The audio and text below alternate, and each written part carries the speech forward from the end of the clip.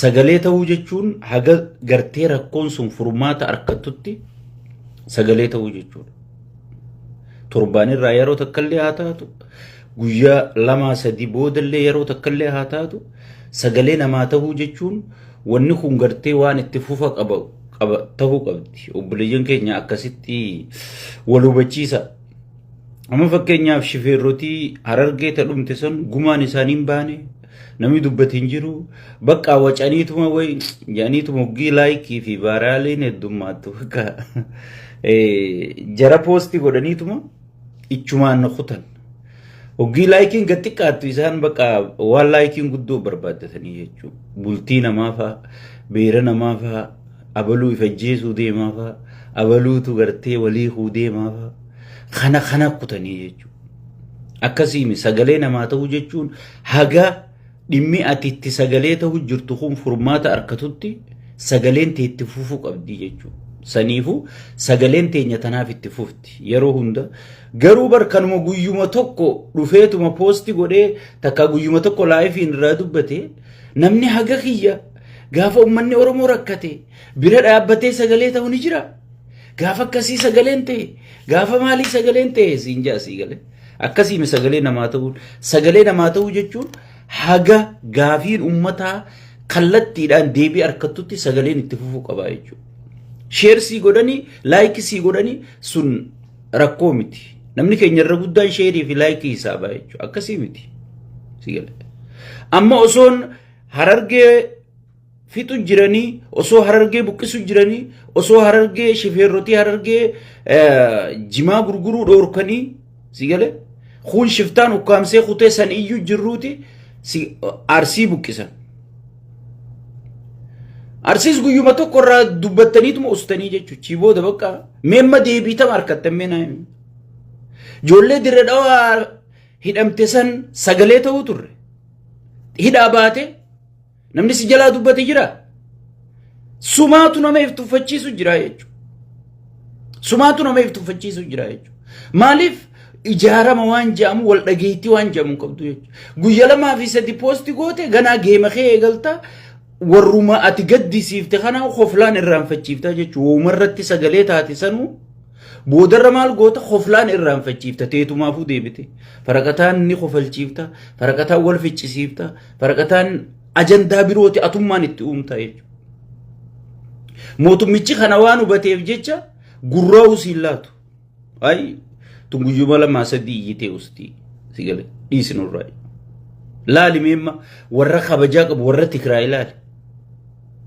Gaafa Gabratsiyoon fonqolcha mootummaa godhee wanta goojjoo innichi kaayee gartee Tigreen itti diiga jee yaade Daabloos gaafa goojjoo san diigee aangotti as deebi'e manguddummaa nama 3 abbootii amantii itti ergeen isiniin jee faarsee bulaan lakkii sheekkaa abbutaanii sobaa lakkiin sobaa akka maaduroo qabee fiduutaa abbichuun abbaa mala itti qophaa'aa jira dirooyiniidhaan qabee fiduutaa jedhan.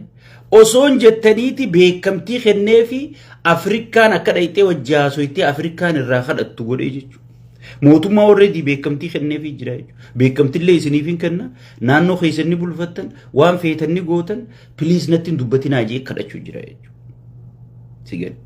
Ati immoo ka isa gabbaru jiru, ka isa gibira kafalu jiru, jimaa gurgurachuu sitti hin dhiisu tuffiidha. Sigan. Manguddoo si duratti jeeseeti gartee harreerra fe'ee reefa magaalaa keessa oofu. Iyyitee hoggii wanni kun deebii naanaa kennamtu jette namni si jalaa dubbatu hin jiru. Meelaa langa'atiif tuffachiiftee yaa uummata Oromoo. Faarsee bulaa fi gartee sheekotii manzaraatii fi abbootii hudduu tana gartee taabbaa gadaa fi hin jettu tana si galee riphee ololaa wajji abbootii qabeenyaa riphee ololaan jaan maqaa isaanii riphee ololaa wajji. Sakkare iyyaa kana hunda wali qabaniiti si galee miidiyaa kanarra bobbaasanii konfiisi godhanii jechuudha. Uummanni tartiiba uummanni mormituun isaanillee tartiiba qaba. Bar nuti mormituun teenyallee tartiiba hin qabdu si galee. Abiyyi morma jechaati waan abiyyi gartee magaala horiidarii asiisit dhaadhiise si galee. Barsanuu mormituu abiyyiiti ogii beeku. Sosaniifuu cinqii adda keessa jira jechuudha. Uummanni keenya uummata kana konfiishina keessa jiru kana maal goota sagalee isaanii yoo xiqqaate torbaanitti yeroo takka yeroo lama yayyaadachiiftee si galee akka gartee uummanni kun sagalee walii ta'u godhuun dirqama keetii jechuudha. Dirqama keetii jechuudha. Amma uummanni keenya buqqa'eeti Arsii keessatti ala taa'u jira jechuudha. Maal siin jaa hoogganaan mootummaa dhufee bar shanee buqqisee siin jaa. Shanee san karraa dhorkuu qabu eenyu mootummaadha moo eenyu? Uummanni bar mootummaa kana fedhu haa filatu fedhuun filatiin daazammaara mootummaa kanaaf gibira kafalu jira bar uummanni. Mootummaa kanaan nageenya uummataa eeguu qaba bar. Mootummaa kanaatu uummataa wajji walii galee uummata amansiisee akka uummanni isa jaalatu godhee nageenya uummataa ka eeguu qabu mootummaa kanaa bar.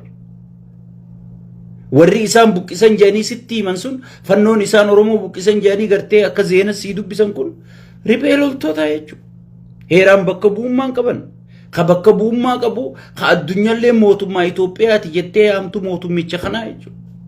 Ka gartee uummata buqqa'e, uummata rakkate, uummata rooba dhabe, uummata gartee bu'uuraalee misoomaatiin daandiidhaan rakkachaa jiru. Ka gartee laalee bakka itti godhuu qabu mootummicha kana yoo kana hunda dadhabe aangoo gadhiisuu qaba jechuudha. Dadhabee jira, bulchuu dadhabee jira jaama. Si galee. Bulchuttiin jira, mootummaan akka kiyyaan jiru, badhaadhinni akka kiyyaan jiru, namni akka kiyya biyya badhaaseen jiru jechuu jiraame. Si galee. Saniifuu aangoo gadhiisuu qabaa jechuudha. Ka bulchuu danda'u gartee bootii kiree miliyoona 3tu bar zabbatee bulche biyya Itoophiyaa sanii. Memma namichi kun biyya tan bulchuu jirame. Finfinnee fi Adaamaa keessa hoggii Oromiyaa tana keessa deemu waraana kana if dura ergee helikoophteraan gartee naannoo san durooyin eegaa bakka hanga sanitti haasawa godhee footoo ka'ee saayikilaan oofajee nama shawwadee ol deebuu gartee piraayim ministeera footoo malee mee biyya tan bulchuu jira. Filannoo siin jaansii gala. An amma hoggii paartileen mormituu faan filannoo jettee ibsa baaftu. Filannoon sirrii miti irra haa deebi'amuu jaansii. Adeero isin warri paartii mormituu warri daawwit ibsarraa qabee guutuun keessan warri filannoo san irratti hirmaatan hudduu teessan qabaddaa tatta'a. Maaliif cidha namaa dhayxan? Cidha namaa dhaqanii foon kun foon hoolaati, foon re'eeti, foon wadalaati, lakkii foon loonii naa kenni kagaalaa naa kenni hin jirtu waan abbaan sii qale nyaachuu qabda jechuudha. Isin geggeessituu abiyyiiti. Waan inni isinii kenneef hudduu teessan qabattanii fudhachuu qabdan malee wit jechuun hin taatu. Dheengadda filannoo bireechitanii fi maal gootanii fakkeessitanii amma wixxisuun hin taatu jechuudha. Sababa marroo dirribaatii wajji wal dhabdanii jecha manguddoo daa'ibaraa yaatu biyya alaa tanaa jaartee qaallicha daawwit ibsaati. Tokkummaa Oromoo hunda koominiitii kan hunda diidee manguddoo si deeggartuu koominiitii harkaa qaba waan ta'eef. Marroon faan bakka waan godhanii fi waan dhiisan wallaalanii diiyaaspoorumaan barbaannu jedhanii keessaa eega bahan booda eega gartee namicha haala mijjeessitee waa hunda goote booda filannoon sirrii miti. Filannoon sirrii miti. Hayame. Saniifuu isin geggeessitoota gaafa aruuza yaamamtanii aruuza namni fedhu re'ee sii qala, fedhu hoola sii qala, fedhu jibicha sii qala, fedhu gaala sii qala. Waan abbaan sii qale fedhu harree sii qala sii gale waan abbaan sii qale fudhattee tartiibaan harree yoo sii qale foon harreeti jechuun qabdu sii gale waamicha san siitu aksepti godhee fudhatee dhaqee waliin hirmaatee jechuudha. Saniifuu amma kanaan uummata burjaajiisitanii nuti uummata keenya kan shiftaa wal ijaaree mootummaa fakkaatu kan isin beekamtii kennitanii fi waliin mootummaa jettanii filmaata seentan uummata keenya fixu jiru. Saniif sagalee tahaa jirra waan taateef gartee manguddoo teessanta yuutuubii fi gartee asirra gadhiiftan tanaan uummata keenya burjaajiisitanii jechuudha. Uummata keenya burjaajiisitan.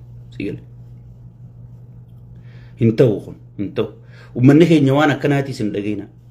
Amma ajandaa kana gati isinii darbuu deemanii jechuudha. Ajandaa gartee filannoon sirrii miti jaabaawun filannoon sirrii miti jimmi tirkishoon nuti gartee filannoo akka sirriin ta'in dursinee isinii himne jechuudha. Wanni kun namni waan kanarratti hirmaate cidha abiyyi akka dhaqee dursinee isinii himne jechuudha. Kun garteemma oduu himuu yoo taate malee wanni inni nu fayyadu hin jirtu jechuudha. Waan akkanaatiin uummanni keenya akkam burjaaju durseetiin isinii himaa jechuudha. Saniifuu uummanni keenya kharayyuun irra roorrifamaa jira. Kun diinagdee isaa fudhatee gabaa geeffachuuf gaba dhiheeffachuudhaaf hin dandeenye. Kun ammoo bakka gartee irra dhalatee irra guddatee hobbaatiin isaa achitti awwaalamtee jiraachuu hin dandeenye. Hawaasni Arsii kun daandii isaan hin gaafanne. Bishaan naabaasaa jee isaan hin gaafanne. Ifaa naanaqaa jee isaan hin gaafanne. Nagayaani gartee bakkumaan irra dhaladhe keessa. Bakkumaan itti dhaladhee amala sii beeku, qilleensa sii beeku, gartee bakka tanaan jiraadha.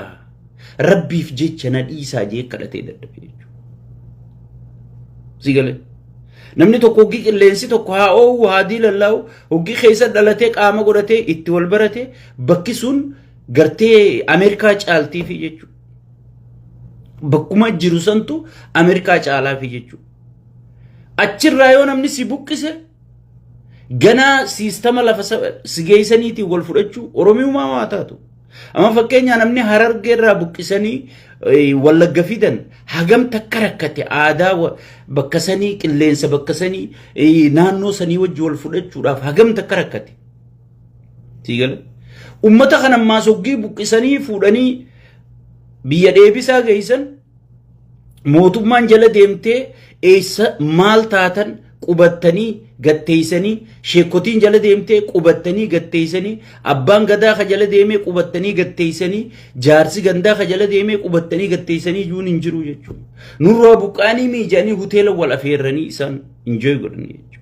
Unoo laalgaa akkasii buqqisu jirra akkana gartee waan ati jettu bakka jijjiiru jirra jedhaniiti galtee hiltan kana walii qabee sheekotii manzaraa tana sigalee dabbaa duburaa kana laalaa oolanii jechuudha. Guyyaa dheeraa isaanichi hoggii kun takbiir jee ka gudduu guddaatuun hoggii dhuftee takbiir jee Allahu akbar jee wal jalaa qabanii dabbaa kana eegaa sigalee.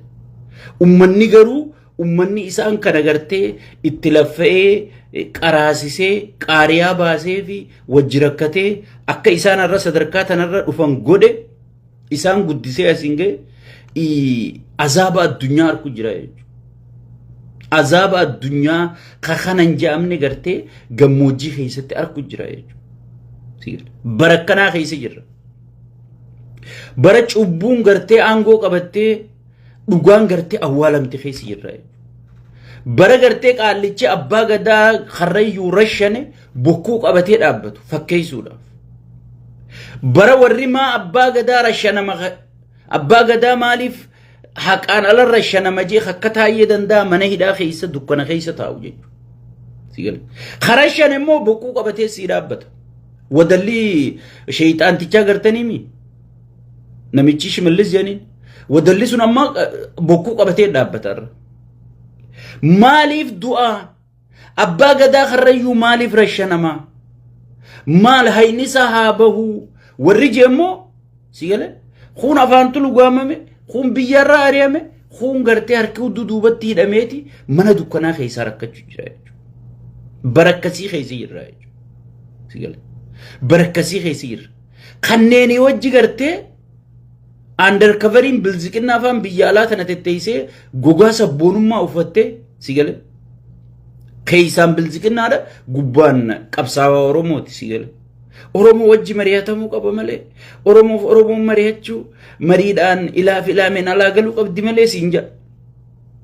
Maaliif akka Abiyyi mari'anne waan dhibbaa dhibba beekuuf inni marii tana faarsaa jechuudha. Sigalee. Ummata si jeesee hoggee ati boo'uu deemtu hoggee ati boo'uu deemtu dhufee si wajji taa'u. Kanaa jechuudha. Amma ummata Arsii buqqisaniiti ummata Riiraa buqqisaniiti Baalee buqqisaniiti paarlamarra taa'ee Baalee faarsa. Sigalee.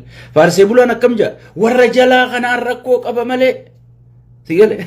Warra jalaa kanaan rakkoo qaba malee. Inni quban qabu ana dhageeffadhu Abiyyi waan PP keessatti deemu lilmee lafa buute beeka.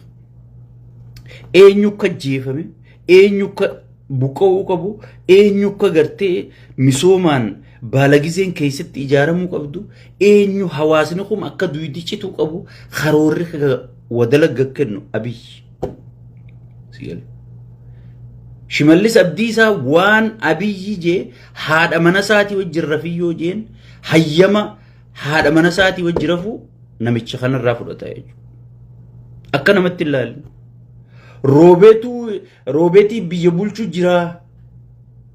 Ashaangulittiidhaatu biyya bulchuu jira gaafa gartee walgeerra juun san dhuguma. Ashaangulittii isaati. Ashaangulittii tana bari yoo feete ni iyyisiifta, yoo feete ta hoflaa ergita, yoo feete ta jaalalaa ergita, sumaatu akka fedhe godhaa bara ashaangulittii. Akkas jechuu isaati si gala. Dhuguma isaati maasa ashaangulittuma biyyiiti jechuudha. Waa takka keessa hin jiru. Amma namni gariin barbaala giseen maarreedha, miitirkishoodha, maarree hara shawaa kanaa shawaan namni akka isin rakkachuu jiru, namni akkasii buqqa'aa jiru, namni akkasii jechiin irraa saamamaa jirtu. Namni akka shawaa azaaba keessa jiru hin jiru. Na amanitan.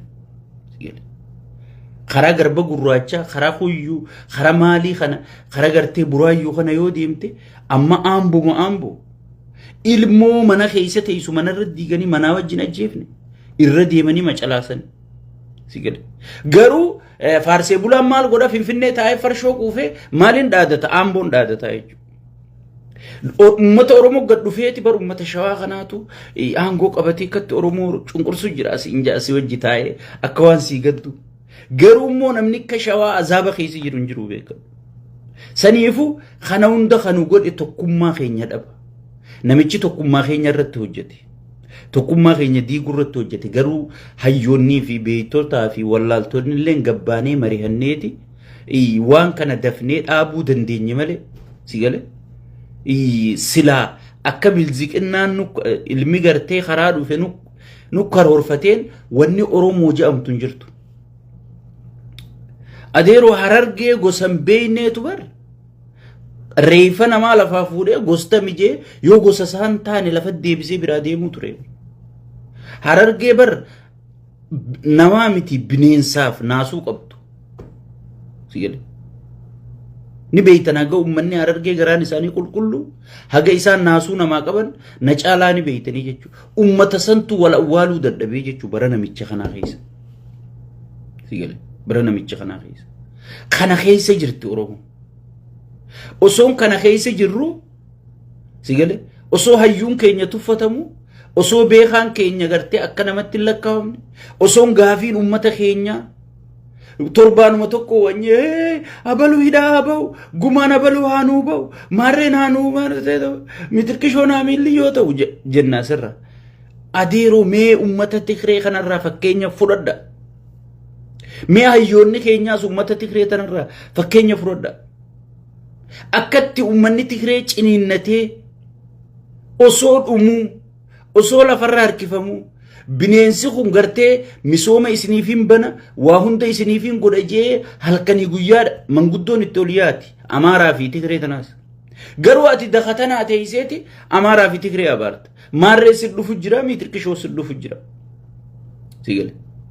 Faalla bar addunyaa maraatti keessa jirra nan jiru wayi dhugaanaafuu tari. Addunyaa maraatti keessa.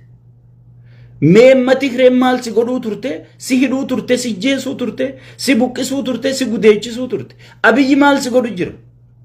Mee maal si godhu jira? Garaagarummaa Tigree fi Abiyyi si godhan naa himime. Yoo irra si godhe malee kun jala si godhe.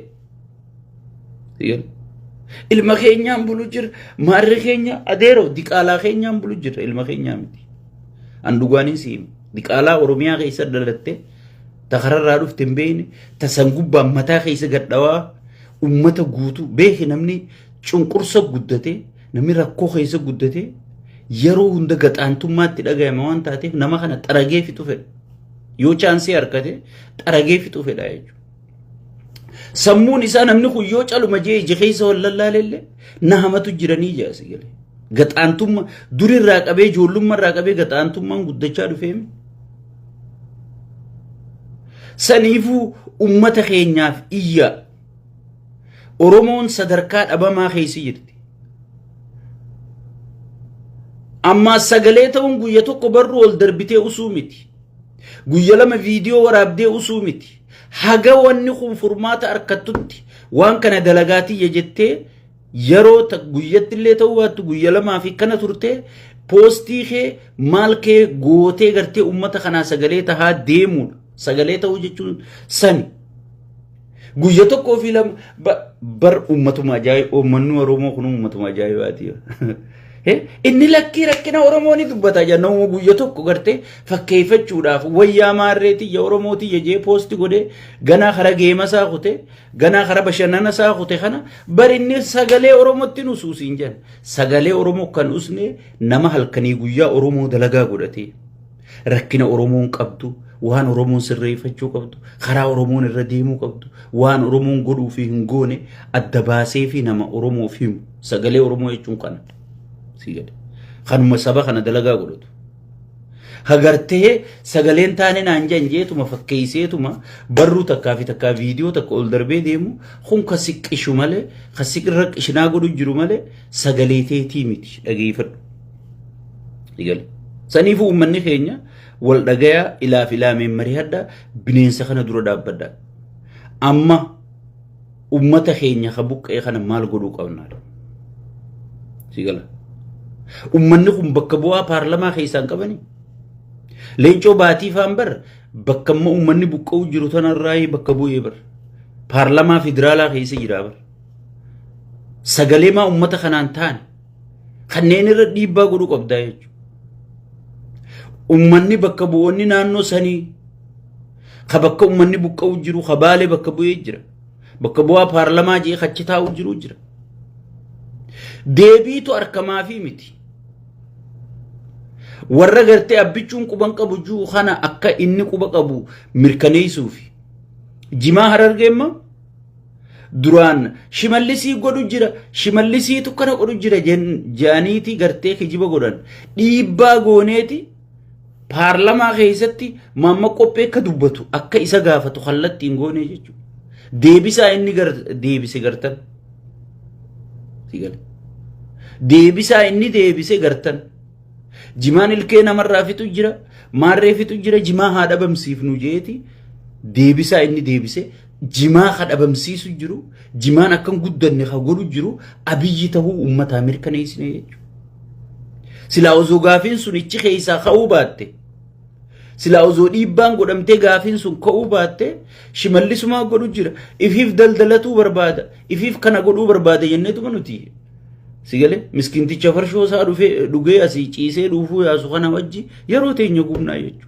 Sigale shimallis dhugee rafee dhuufuu yaasee ka'ee waan qaallichi godhuun malee waa takka wanni inni harkaa qabu hin jiru. Maasaan jara ergama. Sigale waa takka. So akkasitti rakkina uummata kanaa ichi keessatti bakka bu'oota uummataati ta'eefiin jettu tun. Sigale rakkina uummata kanaa dubbachiisu qabnaa jechuudha. Bakka bu'oota uummataa sanirra dhiibbaa goone ittillee dawwallee dhiibbaa goone ati bakka bu'aa uummata kanaatiin rakkina uummata kanaa buqqa'uu uummata kanaa sigale dubbachuu qabda jennee dhiibbaa irra godhuu qabnaa jechuudha. Uummata kanaaf sagalee ta'uudhaaf. Sigale amma uummata fidaniiti shanee mataa isaaniiti jaawar maxxansaa ture arkitanii jirtan namoonni hundi. Ana dabalatee shira gartee daawwit ibsaa dalagu jiru abiyyi wajji isinii maxxansinee turre jechuudha. Sigale amaan feeleeti moo amaan faallaati gartee kanaa fi faqqadaa fa'aa qopheeffatanii sigale waan isaan Oromoo fi Oromiyaa keessatti dalagaa jiran waan isaan Oromoo iddoo dalagaa jiran waan isaan Oromiyaa keessatti dalagaa jiran isinii saaxilaa jiranii jechuudha. Namni kun qunnamtii TPLF wajji akka qabullee daawwit ibsaa TPLF wajjillee ka qunnamtii qabu leencoo lotalleen kitaaba sarara barreessee jira jechuudha. Amma TPLF yoo gad deebite nan dhiiftuu jeeti gartee wanni inni jala deemu wanni inni PP qabatee daawwit ibsaa lubbuu isaatiif. TPLF duraan si ergachuu turre duraan nu hojjechuu turte amma maaliif nu garagalte jettee TPLF yoo dhufte nan dhiiftu jechuu fi abiyyi qabatee Oromoo daamej godhu jira jechuudha. So shanee buqqis arsii buqqisu jirtu tana jaawar lafa isinii kaa'ee jira. Shifeerrotii Harargee eenyu akka fitu jiru lafa isinii kaa'amee jira jechuudha. Sigale. Mee alaabaa dheengadda filmaataaf guyya tokkoof fakkeessuuf Finfinnee keessa ol qaban ganaa ijumaan harkichi keessatti warra ol qabe sanuu rabbi isaan haa baatu. Sigale. Diraamaa namicha kanaa namni immoo puruuf godheef akka namicha qaallicha daawwit ibsaa jaaniin kan hin jiru jechuudha. Akkuma duraan asitti Eertiraa taa'ee diyaaspooraa diiguu turetti amma biyya galee sirri diiguu jira jechuudha. Daabloos kanaa wajji olii galee. Saniifuu uummanni keenya dhiibbaa gootanii waan kana gartee akka paarlamaa san keessa dubbatu akka gaafiin tun paarlamaa keessa kaatu. Shanummaan nama fixu jirtu tunu tami. Amma oggii ati gaafatti shaneen nama fixu jira, shaneen nama godaansisu jira. No. Shaneen nama fixu jirtu. Warra Abiyyiin qallabamu. Ka Daawit Ibsaatii fi Faqadaa fi Amaan Filee fa'aan hoogganamuutu akka gartee uummanni sun lafarraa buqqa'u siistamatti uummata san if jibbisiisanii ichii buqqisan. Dachiin Arab Emireetii kennamtee waan jirtuuf dachii maallaqa fudhatee dachii Arsii tana guutuu Harargeen dabali maallaqa fudhatee waan biyya guutuu gurguratee waan jiruuf maal godhan asiin qallaba baaseeti si galee asiin qallabatti baaseeti shaneessi buqqisee jaan si galee alaabaa Oromoo harkaa qaban ka hoogganu qabsaawaa Oromoo qaallicha ifiinjuu ka orderatti kennu jara kana Abiyyi immoo jara kana keessaanii ummata karaa gabaabaan buqqisu jira jechuudha. Ummata Arsii kana buqqisee yaasu jira jechuudha. Afaan immaan siin jan bar shanee buqqisee shanee tana eenyu hooggana marroo dirribaa hoogganaa siin jan. Garuu marroo irraa quban qabu beekamu. Shaneen taniif ijaaraniitu gartee ummata buqqisu jira. Saniifuu maal goota dhiibbaa gooteeti shanummaan buqqisu jirtu tun tami ja'amee akka gartee paarlamaa keessa gaafatamu. Godhuu danda'uu qabda jechuudha. Godhuu danda'uu qabda bakka bu'ootaa jira. Baalirraa bakka bu'aa jira. Paarlamaa keessa naannoo keessa jiru. Paarlamaa federaalaa keessa jiru. Saniifuu kana godhuu qabnaa jechuudha. Hoggii gartee waan takka dhiibbaa hoggii godhan waan gootus beekuu danda'uu qabda. Namarra dhiibbaa gootus beekuu danda'uu qabda. Akkanumas sagalee ta'uudhaan mootummaa jettee babba jechuun sirra hin jiru. Sadarkaa gartee humna tamittiin mootummaa tamirrattiin gaafii dhiyeessuu qaba. Mootummaa maaltu jira miti maqaadhaaf mootummaa ifiin jetti. Uumama isiin jettu sayyoo jenneeni eenyurrattiin dhiibbaa godhaa beekuu qabda jechuudha. Bakka bu'oota keeti kajee gartee maqaa keetiin mindaa nyaachuu jiru. Maqaa keetiin paarlamaa keessaa mana harkatee Finfinnee keessaa bashannanu jiru. Caatii fi farsoon injooy godhu jiru. Maqaa keetiin ichi taa'u jira jechuudha. Yoo buqqaatii ta'e hin dubbanne, yoo misooma ati dhabde hin dubbanne, yoo rakkina ati keessa jirtu hin dubbanne, maqaa keetiin akka inni ichi taa'ee nyaanne godhu qabda jechuudha. Godhu qabda jechuudha. Dirqama kana irra kennuu qabda jechuudha. Gaafii deebi'aafii miti. Gaafii deebi'aafii miti. Hojiitu as keessa jira. Shaneen tun ta'eenyu akka taate, tanama buqqiftu tun ta'eenyu akka taate mirkanaawaa jechuudha.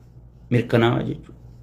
Saniifuu uummanni keenya bilbilaan yaadaan akka walitti dhiyaataniin warra bakka bu'oota uummataa federaala keessa jiru si galee dhiibbaarra godhuun dubbii akka jimaa Harargee dhiibbaa goonee federaala geessinee eenyu akka jimaa kana jibbu eenyu akka uummata Harargee xaraguu barbaadu eenyu akka gartee Shimallisitti karoora gaddabarse Abiyyi afaan isaatiin dubbate jechuudha. Viidiyoo lafa jira.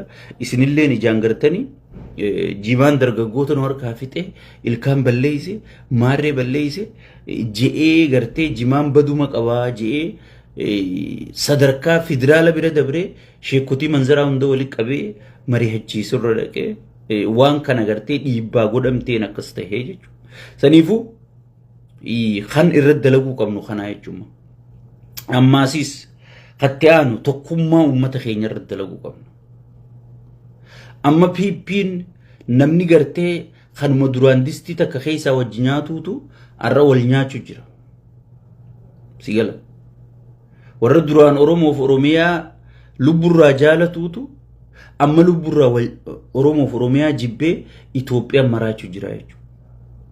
kana maal godhuu qabna ummataaf kallattii keenye namni kun gartee Oromoo fi yaaduun turre Oromiyaallee yaaduun turre namni kun duraanuu dantaa garaasaati garaasaa guuttannaan sigalee ummanni buqqee gudeedame badee irran kaayyanne nama kanarraa ifi eegaa jennee tokkummaa hawaasa keenyaa deebisuu duraanuu tokkummaa ni qabnaa daran cimsuu sigalee amma bar muslimni maaliif salaata everyday maaliif salaata everyday maalif jummaa hundarratti hadiisni sitti himama wal yaadachiisu waan kana wal yaadachiisu qabna jechuudha wal yaadachiisu qabna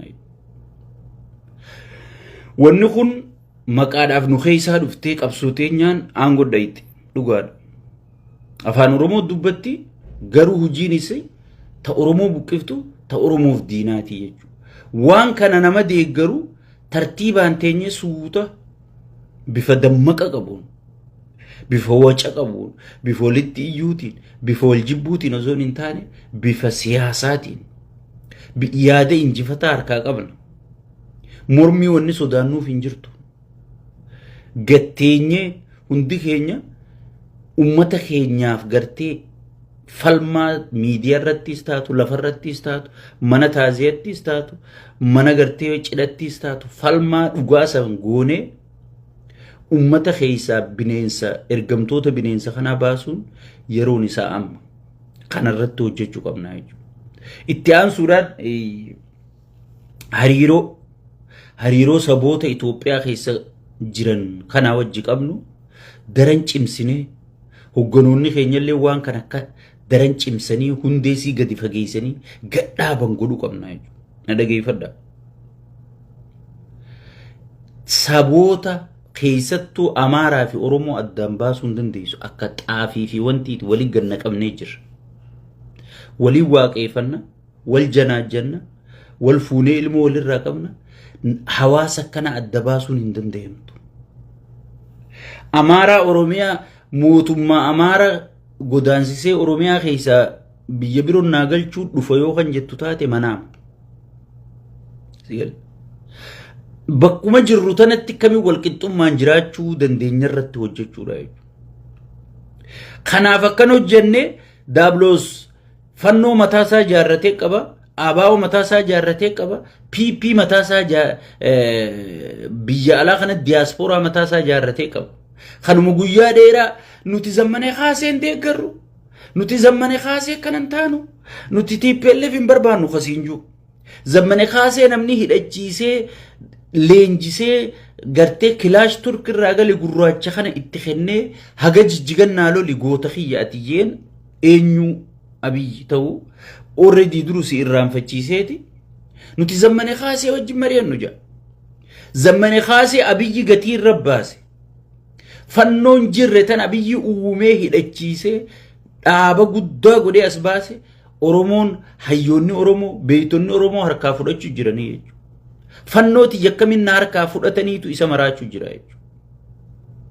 tanumaan ansiin jee tana qabadhu wallaahi an benefita tokko siyaasa tana keessa an qabu yoo namichi kunichi keessa aangooniin an qabadhuu barbaadu hin jirtu yoo namichi kunichi taa'ees aangoonii san dhabu hin jirtu an dhugaateetiin dhabeen iyyuu jira sirriin dhageeffadhu wanniin an iyyuu jiruuf dhugaateetiin dhabee zammane kaasee fi hidhachiisanii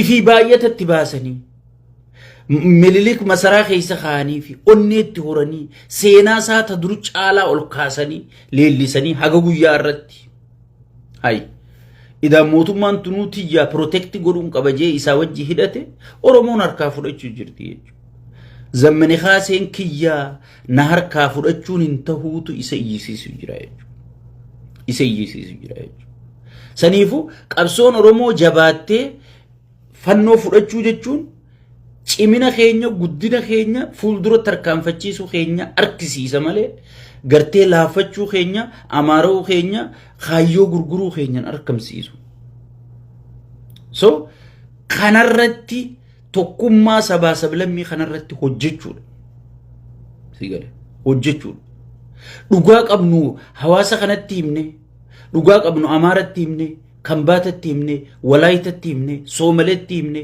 dhugaa qabnuun amansiisuu danda'uudha qabna biyyatana forever irran jiraannu namoonni du'a haga jiraannu waliin akkami wal dandeenyee waliin jiraanna kana gartee hayyoonni afaan beekaniin ingiliffaan soomaalanyaan amaaranyaan waa hundaan afaan oromootiin itti gartee nu hundinuu bakka deemnu bakka teenyutti ibsuu dandayuudha qabna jechuudha ibsuu dandayuudha qabna yoo akkana taate malee diini bineensa kana injifachuun ni ulfaata jechuudha itti aansuudhaan warri sirna kana tajaajilu jirtan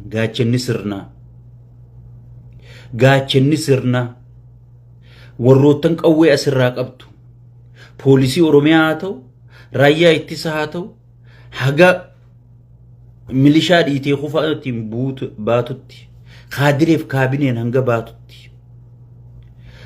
namichi kun xayyaara itti guuttatee jira Gaazaa shifeerri isaatu nama Itoophiyaatii miti Arab Emireetiin shifeeraa'u nama biroo gooteef jirti namichi kun badeetiin balleessa jee biyya diiguu jira malee akka baqachuu deemu sirri beeka hogganoonni hundinuu hogganoonni isaa ka sadarkaa olaanaa ka mana biyya alatti bitatin hin jiru ka ilmaan biyyaan baafatin hin jiru lubbuu isaanii qofaan ichi tattaa'u jira gaafa dubbiin jabaatte lubbuu isaaniitiin luqqaanii isin keessaa kutan warri arra gartee sirna kana itti fufa jettanii ummata fixu jirtan warri arra sirna kana tajaajila jettanii ummata rakkisu jirtan boru teeysaniif rakkachuu teeysan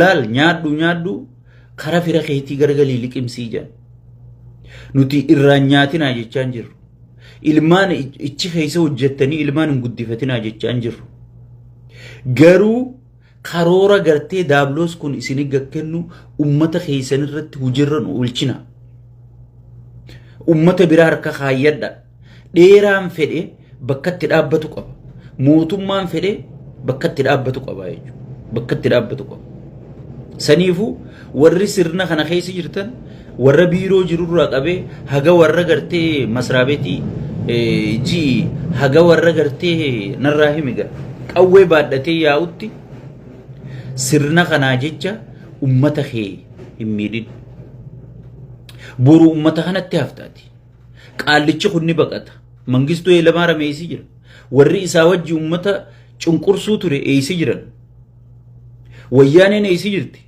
warri isii wajji ummata cunqursuu ture OPDO tana ta'an gorre jirtu malee tuun maal keessa jirti jeneraal Saamuraan faanarra ka waaqaa gaditti akka waaqatti Abiyyi faan salaatuu fi turan arra maal keessa jira Biraanuu Juulaa kamma fildi marshaal jedhan fildi harshaan kunis boru akkasuma ta'uu ta'a jechuudha maaliif bu'uura ummataan qaban